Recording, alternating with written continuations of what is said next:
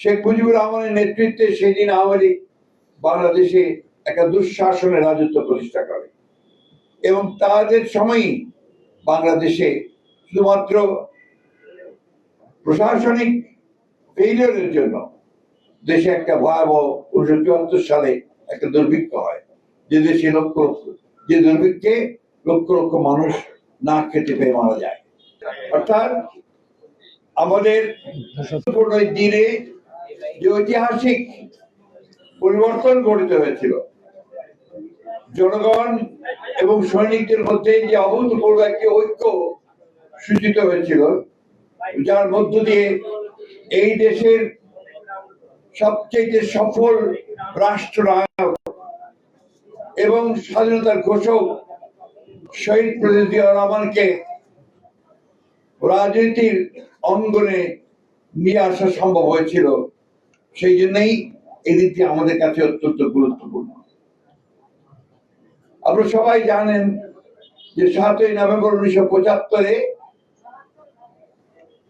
সিপাহী জনতার বিপ্লবের মধ্য দিয়ে শহীদ প্রেসিডেন্টকে জিয়াউর রহমানকে গৃহবন্দী অবস্থা থেকে, অর্থাৎ 23 নভেম্বর এই দেশের বিরুদ্ধে যে চক্রান্ত করেছিল, সেই চক্রান্তকারীরা শহীদ প্রেসিডেন্ট জিয়াউর রহমানকে গৃহবন্দী করে রেখেছিল।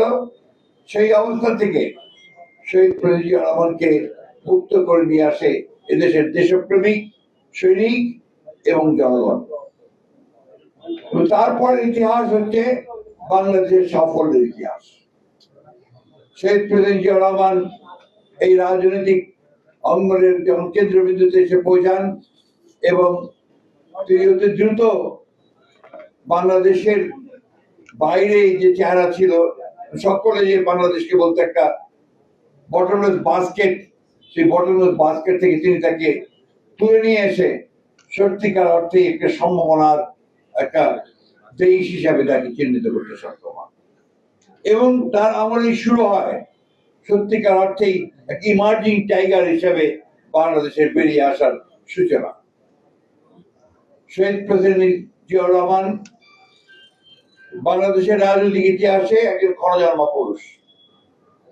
আমরা সবাই জানি যে 1971 সালের সেই 25শে মার্চ 26শে মার্চ 25শে মার্চ যখন আপনার হানাদার বাহিনী, পাকিস্তান হানাদার বাহিনী ঝাঁপিয়ে পড়েছিল নিরস্ত্র জনগণের উপরে, তখন 26শে মার্চ এই অকুতভয় সাহসী সামরিক সেনানায়ক তিনি চট্টগ্রামের কালুহাট কেন্দ্র থেকে বাংলাদেশের স্বাধীনতার ঘোষণা দিয়েছিলেন, আই রিভল্ট এবং I declare independence of Bangladesh, এই কথা বলি।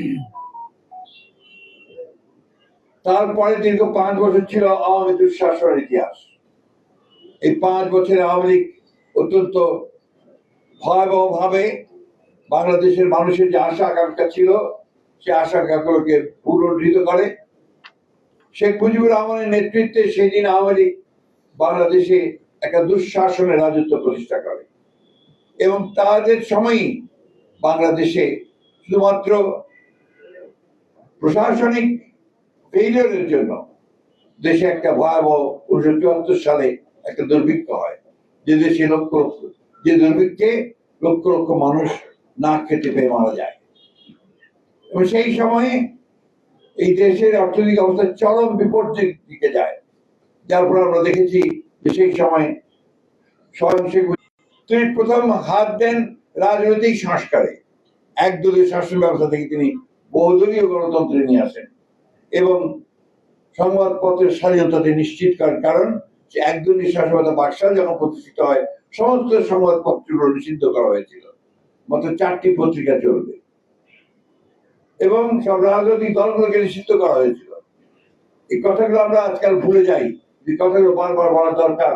এই জন্যই বলা দরকার যে শহীদ প্রেসিডেন্ট জিয়াউর রহমান সেই অবস্থা থেকে বহুদলীয় গণতন্ত্রে ফিরিয়ে নিয়ে এসেছিলেন, সংবাদপত্রের স্বাধীনতাকে নিশ্চিত করেছে। তখন আপনার একটা রীতিমতো একটা পরিবর্তন সূচিত হয়েছিল। কৃষিতে বিপ্লব সূচনা হয়েছিল আপনার খাল